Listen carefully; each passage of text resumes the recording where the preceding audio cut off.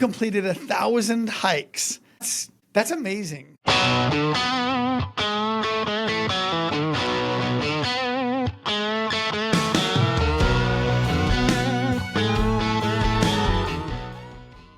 everyone, and welcome to another episode of the Life Podcast. I'm Dave Miller, and I've got a fairly new friend, but I feel like you're an old friend now. Not old in age, but like there's just some people that I run into that you seem like you connect with, and you're one of those people for me.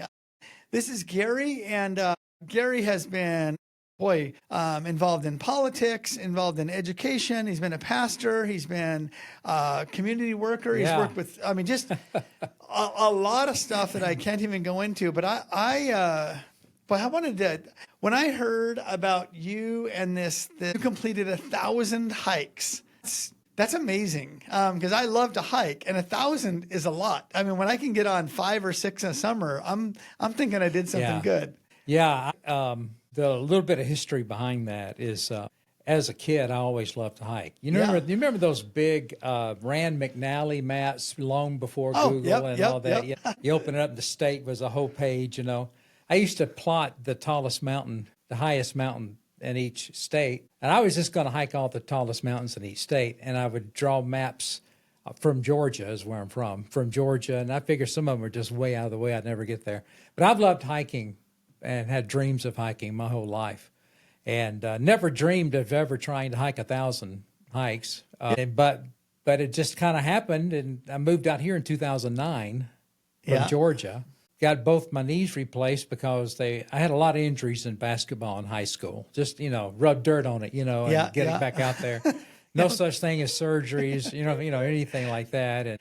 And so by the time I was, 52, 53 years old, I just couldn't walk. Couldn't even walk across the room. And so we went to see Dr. Lyman, who supposedly is the knee expert. And I found out why afterwards, because I took him, and he wasn't going to do the surgery at first because I was so young. He'd never done one. He'd done surgeries, knee replacements. But he said, but you have the knees of a 90-year-old man. He said, we need to do this. And so we replaced him in 2012, but then I fell down a flight of stairs and busted up the right one, and I needed 3 more major surgeries. So I've had 5 major surgeries, 4 on one leg. And so he told me that the key to this is to do the physical therapy, and then when physical therapy is over, start walking a lot. And I said, well, what about hiking? I don't really care much for just walking. He said, yeah, hiking's even better. And so as soon as the physical therapist, they release you. Yeah. We've done all we can do. I went down to Mineral Ridge, which is just east of, Coeur d'Alene. Yeah. A lot of people probably know where that is. And there's benches along the way, and I knew that. And so it took me over 3 hours. My knees swollen up to be as big around as basketballs by the time I got done. And it was hurting like crazy, but you go home, you ice it up, you then get out there again in a couple of days and do it again. And I recorded them in my journal because I keep a journal. Okay. And so I kept doing it, different hikes. Of course, summer gets here, and boy, there's hikes everywhere. And so I just do several a week, and I was doing up to 100 to 120 a year after a while. That's amazing. Well, they're so close here. Yeah. You get home from work and let's go do a hike. Yeah. It's not like you got to make a big plan. It's just that you get, when your health of your legs and all, depend on it. And so I started adding them up together about 3 years ago, and I had over 800. And I said, this is nuts. I've done over 800 hikes. And so let's do 1,000. So I created this YouTube page, Sauntering with God, made a little T-shirt. Come on. Talk to me about how I are need to those get available? you a T-shirt. I'm kind of out of. It's the reason I want to go see Matt Hawley again, and he's the one that designed this for me. And I kind of came up with the concept, and he made it. Yeah. And so I got to order some more shirts because people keep asking for them. Yes, I want a shirt. Yeah, and so anyway, it was this summer. I ended up doing number 1,000 to Clifty Peak, just south and east of Bonners Ferry. Beautiful, beautiful hike. I've never been on that one. Oh, Clifty's gorgeous. It's about 6 miles round trip, about 1,100 feet elevation gain. And you got to drive way back in there on Forest Service roads to get there. And that initial cliff is 2,100 feet of down. and then you're staring down at Bonner's Ferry over 4,000 feet below you. That's crazy. So I've done some hikes up there. The Roman Nose. Yeah, Roman Nose is beautiful. Yeah, I've done that, and then I've done. Is it Beehive? Yeah, Beehive. Yeah, you're going up Upper Pack River Road. And then Harrison Lake. Harrison Lake's up that way. You've got a 12-mile round trip to Chimney Rock from there. Yeah, I've never done Clifty Peak. Clifty, yeah, it's on north of there toward Bonner's Ferry some more. Never been on that one. Oh, you need to go. Come on. It's gorgeous. Come on. Matter of fact, we flew a drone on that one. The drone footage is just killer on the video. Yeah. And the YouTube channel I created is Sauntering with God. And I think it's kind of cool, I've never done any advertising, but you Google Sauntering with God and my webpage comes up first, and my YouTube channel comes up second, and my something else of mine comes up third. So I never paid anybody anything. I guess Sauntering with God is just not a real popular kind of thing.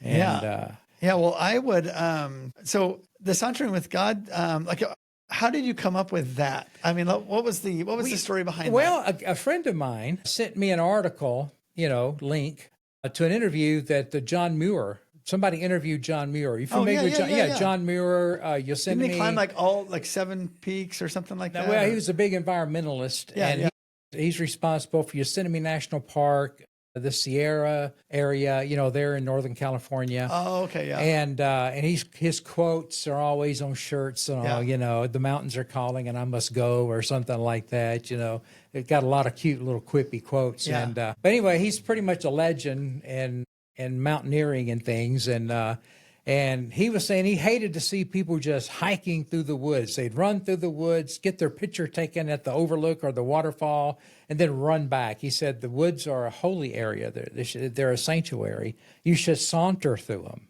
And saunter means to take a slow, casual stroll. And I tell people my spirit animal is the sloth. And so I saunter anyway. And what I did is I looked at the history of that word. And back in the day of Middle Ages, people from Europe used to make a journey to the Holy Land, to Jerusalem once in their lifetime. And a little road developed, and whole economies were developed around people coming in and out of these cities, making their once-in-a-lifetime journey from Europe to Jerusalem.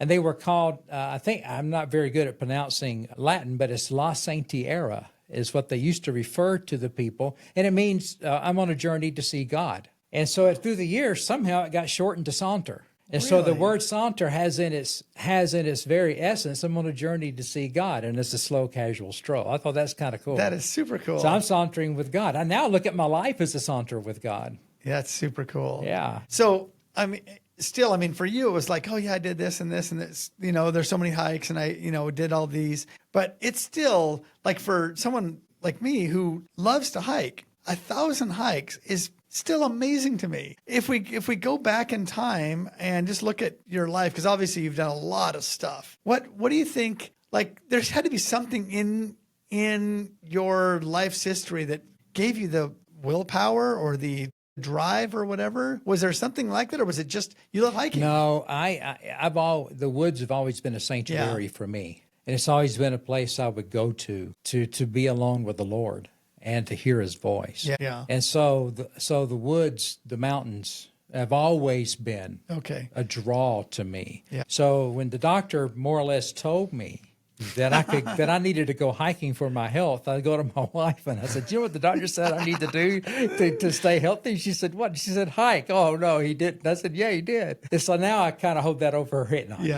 No, I you stop and think about it. That's 100 days a year. Yes. 120 days a year. That's one day out of 3. So I hike year round.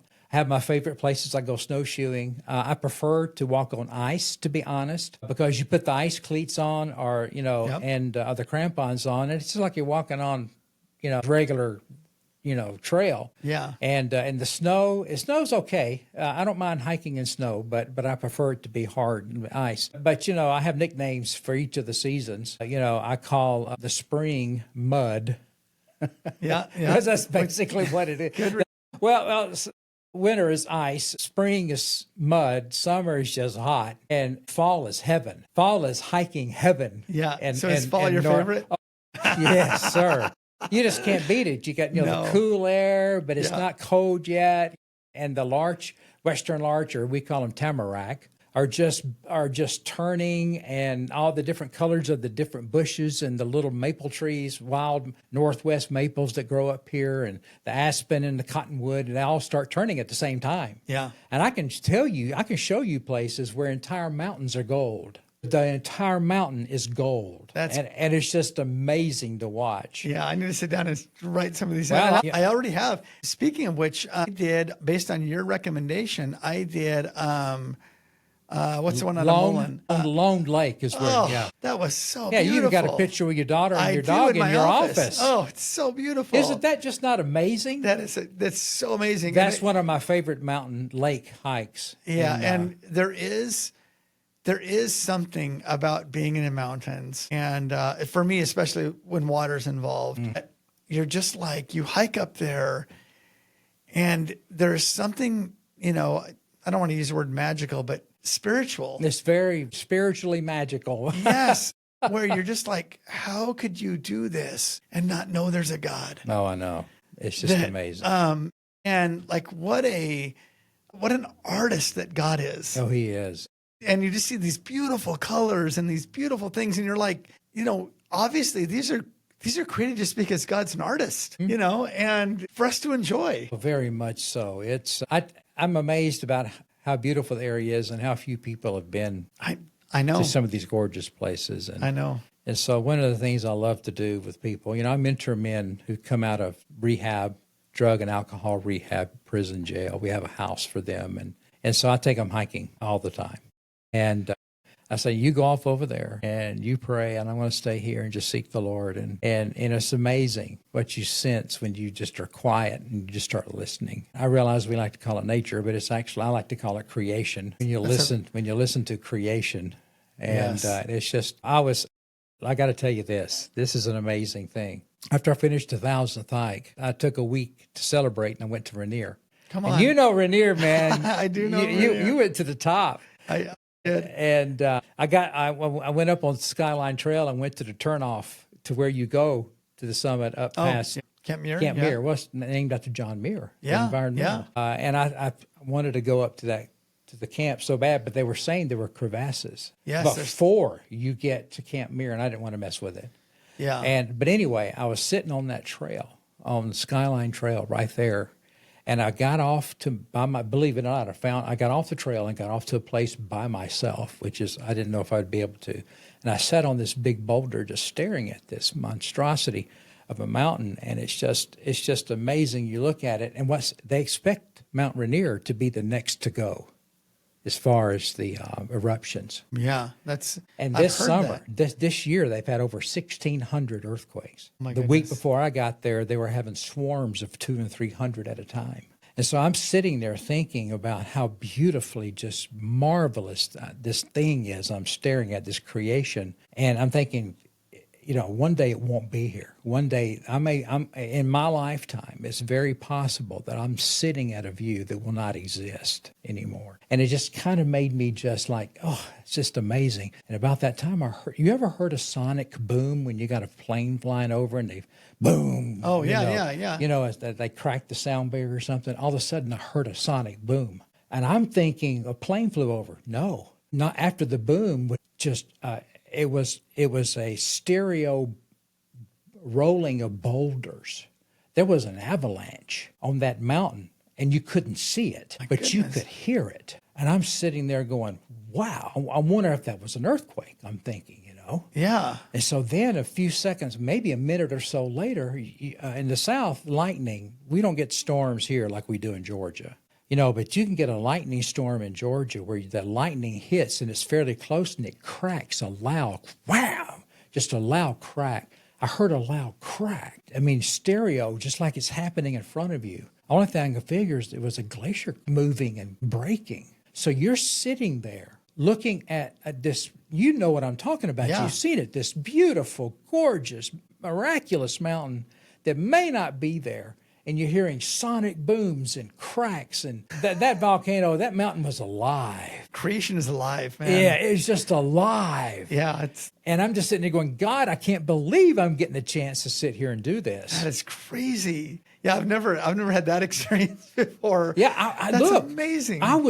I went, one of my hikes is to Grinnell Glacier in Glacier National Park. Yeah. You ever done that one? I have not. Grinnell Glacier's 10-mile round trip is a couple thousand feet elevation gain. But you sit there at that glacier, and of course all the glaciers have this little lake or something in the front of them, and the backside is the glacier. I actually saw a piece of that glacier fall off and fall into the water and cause a little tsunami. And people were on the shoreline and they all got wet. It was about a 3-foot high tsunami that came from that thing.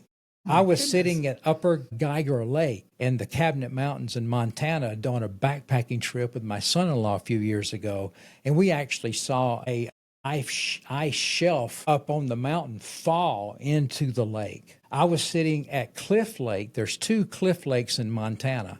There's one in the Bitterroots and there's one in the Cabinet Mountains. I was at the one in the Bitterroots. It was by far, it's a gorgeous place. I saw a piece of rock come undone and fall into the lake. I mean, you sit there long enough. People just don't sit there. I agree with John Muir. People go in, they take their pictures, they leave. Yeah. You sit beside these lakes for an hour or two, and you get to see things that people just don't see going in and getting their picture taken and walking away. I've seen 13 bears on the trail. 11 of them have been in Montana and in the Cabinet Mountains mostly, because the Cabinet Mountain Wilderness is a bear habitat for black bears and grizzly. They'll find a stray bear or have to relocate a bear, and they'll put it there. Really? Yeah, and bears are everywhere in the Cabinet Mountains. I've only seen 2 in Idaho. One of them was at Lone Lake. Oh, really? Yeah. So we saw a huge moose. There's a moose up there. Yes, it must have been because the moose that we saw up there, all of a sudden. And he owns the place too, by the way. Yeah. Oh, this moose acted like it owned the place. So it was probably the same moose, but it was probably the one I've seen up there. It was, we're walking, and all of a sudden my daughter's behind me, and she just stopped. And she goes, "Dad, I think there's a bear." And I could see bushes moving, and my dog was barking a bit. And so I backed up. I didn't know what was going on. All of a sudden, this big moose head just pops up. Yeah. And my dog thinks that every single person or creature or whatever is its best friend. So he's kind of wanting to go up to the moose, and the moose lowered its head and I was like, oh. Because if my dog got scared and started running back at me, and the moose chased him, he's coming at you. Yeah, I'm like, okay, this isn't good. Yeah. Fortunately, I was able to get the dog back, and literally the moose basically stood on the trail eating for 20 minutes. Yeah. And my dog finally got tired of barking, so it just laid there, and we didn't move because there's a moose in our way. Yeah. But the moose didn't even look like it cared that we were there. No. And then when it got done, it just walked off like it was no big deal. I'm pretty sure that I think moose. There are certain. I don't know everything about moose, but but there used to be a moose up at Harrison Lake that everybody knew was there. Oh, I've seen it. I'm sure I've seen it. I've seen that moose. I've got pictures of it, and it's same thing. I was not very far away, and I wasn't. I know you're not supposed to mess with moose. No, you're not. But I was able to get decently close because the moose wasn't even fazed by someone there. He was just eating and relaxing, and so I got some beautiful pictures of it, but I'm sure it's the moose that I think that lives up there, because people were like, he's over there or whatever. He doesn't live up there anymore. Somebody shot him. Did you know that? I did not know that. They did. They shot him. This was like 4 years ago. Well, I'm going to say they shot him about 2 to 3 years ago. Okay. Oh, yeah, that's terrible. He said he was charging his son, the guy did, which I can't, I wasn't there. Yeah. But so I don't want to judge him. Right. But yeah, everybody knows of the moose that used to live up at Harrison. I think everybody's got a moose story. Yeah. And back in the day. Yep. Yeah. I think that was the moose, because when I said, "Oh yeah, was he at the end of the lake over there where the cliff?" And I'm like, "Yeah, that's where." Yep. Yeah, that's where he lives. That's where he's at all the time. I'm like, yeah. Really? We were backpacking up there, and I took a group of kids up backpacking up at Harrison, and the moose came through our camp at night. He would come right through our camp at night. I mean, the moose was pretty harmless, but so because Harrison, how many people go up there? Yeah. Oh, a lot. Yeah. A lot. And Harrison's majestic Oh, lake. it's beautiful. It's beautiful. So my daughter and I are going to do Scotchman this weekend. Oh, you are? Yep, Saturday. Scotchman is a great hike. You might want to check the smoke. Yeah. The smoke levels. I don't know if they affect you or not, but I do know that I was up there in that area this past weekend, and it was so thick you couldn't see 20 yards past you. Yeah, well, we'll have to check that out. Also, I'm kind of worried about the weather because it's supposed to rain a little bit. It is. I'm going backpacking this weekend. We're going to Two Mouth Lakes. Where's that at? Two Mouth Lakes it's in the Selkirks, and you go up you go west of Bonner's Ferry. It's in the Selkirks, just a little northwest, and it's hardly anybody ever goes. It's kind of out of the way, and it's about almost 5 miles in, and a couple thousand feet. It's hard to find. It's a hard hike, and so a lot of people just don't go there. Yeah. But it's a beautiful little place, and moose like to frequent there too. So we're going up there this weekend, and we're anticipating some rain. Oh yeah, and I mean a little rain's no big deal. Now, my mom used to say, "You're not sugar, you're not going to melt." There you go. So, okay, while you're talking, I'm just thinking of all the hikes you've done. Is there a favorite hike that you have? Well, you'd have to categorize them because they're different. You know what I mean? Yeah. I would have to say my favorite Alpine Lake hike. Just, I don't know, man. It's hard to pick it, but it might have to be Lone Lake. Oh. Stephen Lakes gets all the traffic, and Lone Lake for some reason doesn't, and it's right there. They're right there together. But I would have to say Lone Lake is my favorite lake. Yeah. My favorite summit, and I don't know that it's actually the most scenic, although it's very scenic, but I don't even know how to pronounce it. Matter of fact, the locals are even don't. But it's in the Selkirks. It's up on the Priest Lake side of the Selkirks, and it's Mount Ruthan. I think it's a Scottish word. Is Roothaan.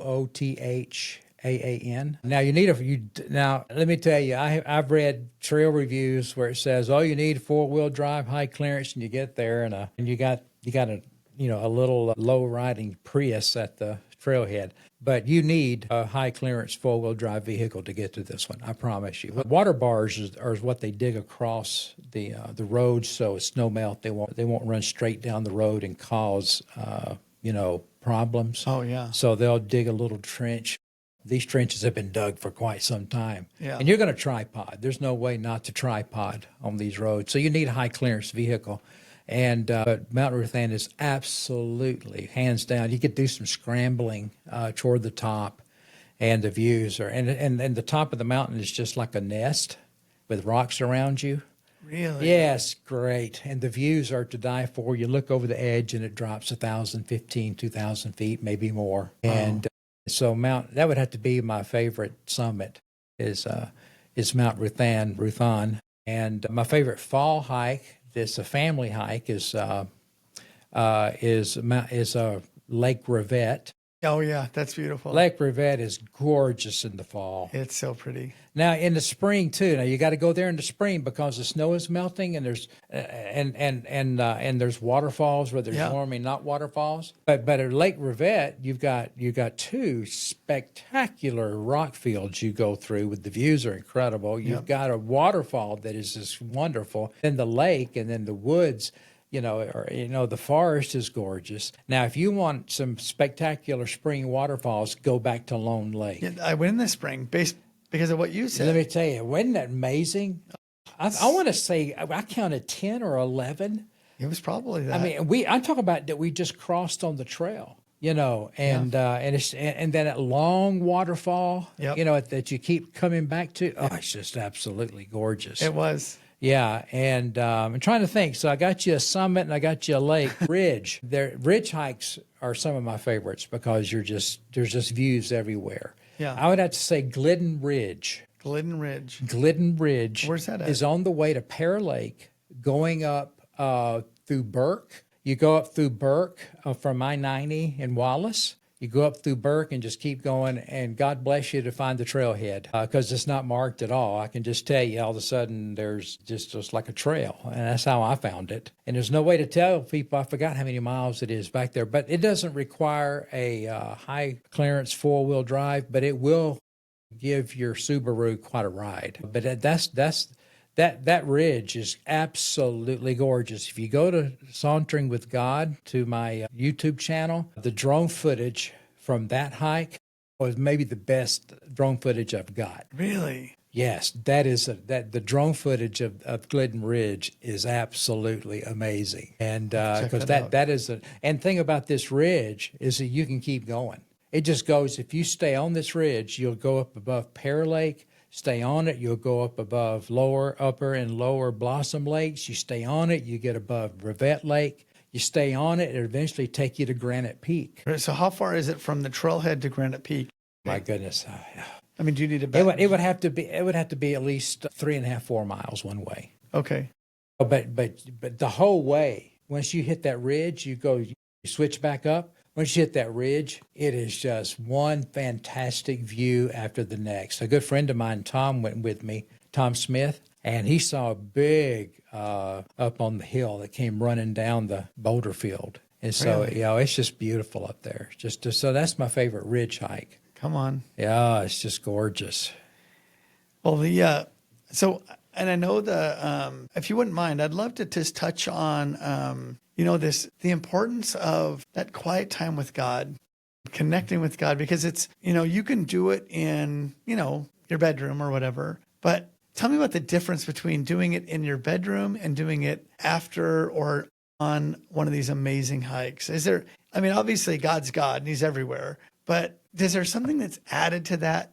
Do you feel like that's added to that? Definitely. And I think the biggest thing is to sit still in the quietness. And you sit there quiet and long enough, just reading your Bible, maybe writing in your journal. Yeah. Just writing down what you feel like the Lord's saying to you. You're going to see something. You're going to experience something you've never experienced or you've never seen. Yeah. And because you sit there quiet enough, it enables the forest to sit still for a while. It's kind of like after you cook a steak and you let it rest, you let the forest go back to its normal range. Yeah. And the animals show up. Yeah, that's amazing. Sooner or later you hear little rocks falling. You just don't know what's going to walk up. You just don't know. People say, I didn't see any animals, but you didn't sit still long enough because they see you and they run. Yeah. And I would suggest that you get off the trail and find you a good spot where nobody else is around. And you sit, and I have me a chair I bring with me. It folds up. You've probably seen the little camping chairs and the little hiking chairs.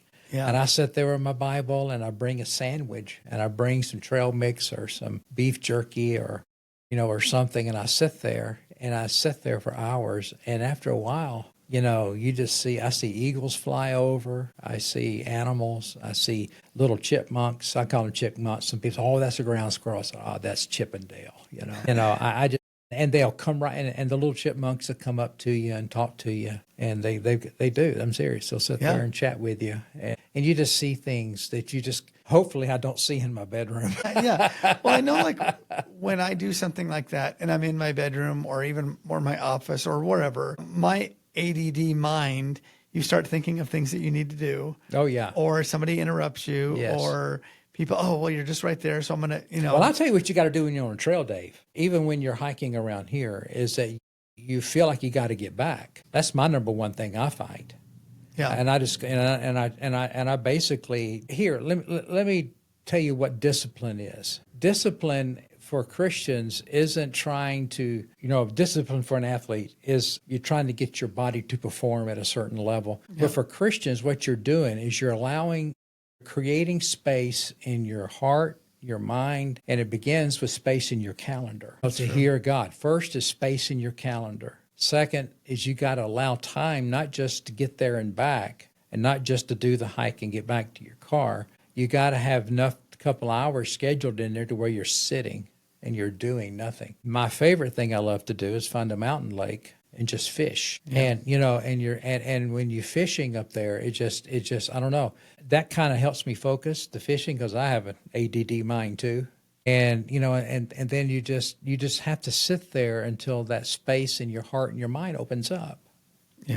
And then the Creator speaks through His creation. Then what that does, when you practice that, what you then know what that actually feels like, you've actually experienced it, then you're able to come home and you're actually able to get to that place in other places. Yes. I tell people that, if it's just 5 minutes, if you know where to, I tell people, you need to know where God is all the time, because you never know when you're going to need him. Yeah, that's good. That's good. So when you practice the presence of God in your heart and your mind, what happens is, and you practice it long enough, you know where he is. Yes. Because what I'd like to do, and I take people off, and I says, did you stay long enough? Did you find God? Where is God? And I said, point to where God is. And every time they point to where, they point to somewhere here. And I said, okay, now you know where he is when you need him.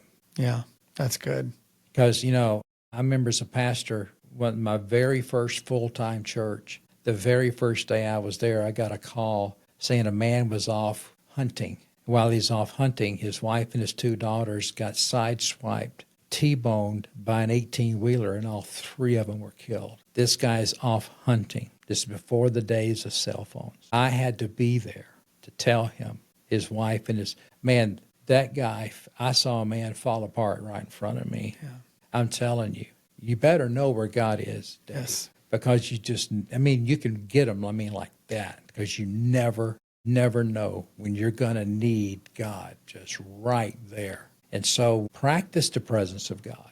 And the best place to learn is, like you said, where you can get rid of your schedule. You don't thinking about the next thing to do. Don't worry about getting back because you scheduled that time to be gone. And practice it. Learn where God lives until you can actually feel that spot. Yes, that's powerful, man. I remember, there's been times, even just not very far from here, we have Round Lake where you just hike, right around the little lake or whatever. Mm-hmm. Very easy hike. It's close. But there's been times where I've just driven up to Round Lake and, walked around the lake. And then once you get back where you can kind of see the shore, and then you walk up into the woods a little bit and it's just silent. And, you can just sit there, and it's crazy when you shut the world out, how loud God is. It's like, well, I never hear God's voice. And it's like, well, because we're talking too much. We have too much noise going on. There's a little trail at Farragut State Park. It's called Extended Squirrel Cache. I've never done that. Maybe I've been on it, but I didn't know I was on it. You can see Squirrel Cache. You're driving in, you see Squirrel Cache. You turn to the right, and there's a little parking lot, and you walk, and you stay on, and you walk down to a T, and there's a little creek there. You turn left and just follow that creek all the way down, and there's a little bench sitting at a gorgeous overlook, and you see all the way down Lake Ponderay, all the way to the end of the lake. And it is a gorgeous view. And it's the easiest hike in the area. The Squirrel Cache Trail is the easiest hike in the area. And it might be 3/4 of a mile, maybe. And you sit on that little bench and look across there. That's another spot for you. Come on. That's going to be a spot on my list. I know all the spots. Come on. And if you don't want to hike at all and just want to go back on a couple of Forest Service roads, I know those too. Yeah, that's amazing. Well, here's the deal. I know we talked about hiking a lot, but there's so many things I'd love to talk to you about. I'd love to have you on again, in a month or two or whatever, and just explore some other things, because I think there's just there's a wealth of knowledge that you have, and I think that anytime we can tell stories where people can just they see themselves in our stories and identify, and we can encourage somebody or give somebody a little nugget. I try to figure out, like, if there's, when I'm talking to somebody, is there just even one little nugget that I can grab, that because man, I need lots of nuggets because I just need lots of stuff. And sometimes it's so easy to get off track, and, life happens, it gets busy, and, we don't focus enough. And I think this whole, sauntering with God is just even just saying the word kind of is like, oh dude, I need to slow down a little bit once in a while. And just what a, I can't think of a better place to do it than in nature and his creation. Yeah, well, there's another word. It's an S word too. It's called simplicity. Yes. And I believe we're living in the last days. I'm serious. Matter of fact, Scripture John even says in 1 John, we're living in the last hour. Yeah. He said last hour, so it might be even the last minutes now, Could be. or seconds. I think we've got too much going on. I know it sounds crazy, but you better get busy. Jesus is coming, whatever. Yeah.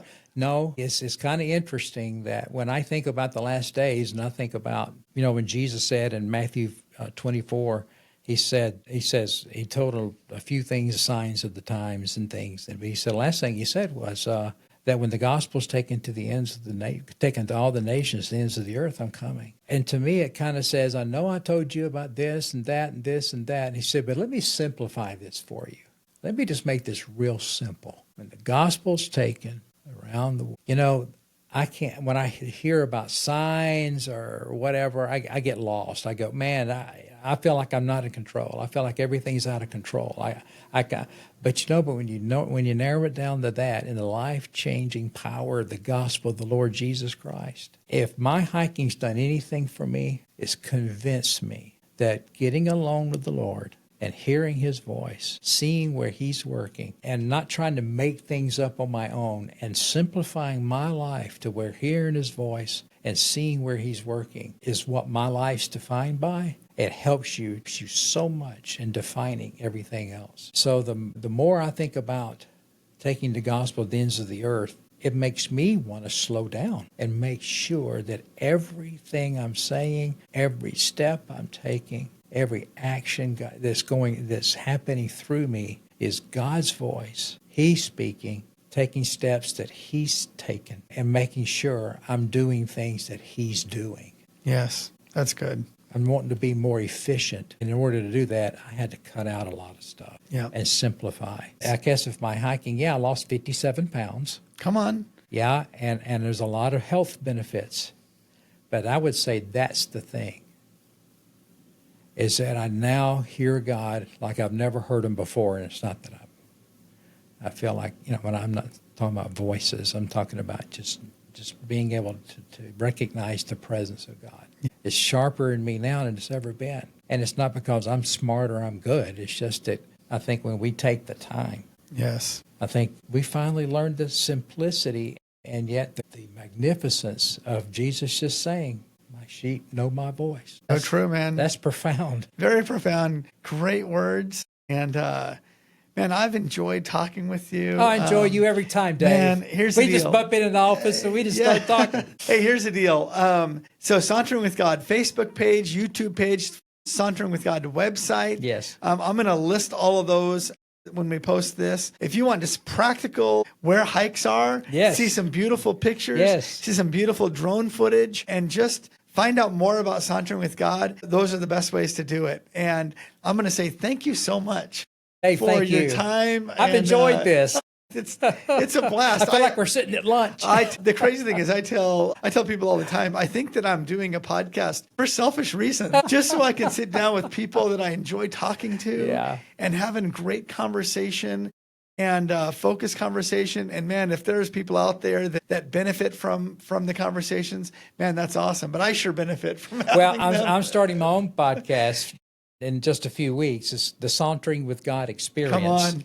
And you're going to let us use this studio here? Come on. And I'm going to bring in some of the things I've learned when I was working with the U.S. Congress, as well as, pastoring things, and as well as, hiking. It's going to be a pretty interesting combination of American history, Scripture, what's God saying and doing in the world. I'm hoping it's going to be something that people really get a lot out of. Awesome. Well, I'll definitely keep people that are on mine knowing about what's going brother. on. And this is super cool. Well, man, if you've enjoyed this conversation and enjoy hearing people's stories, like this, share this, comment on it. Write some comments down as far as questions you have or whatever. We'll try to answer those. And thanks for watching. And like I said, share this, tell people about it. And I will see you next week on the Life Podcast. Thanks for joining us. Bye-bye.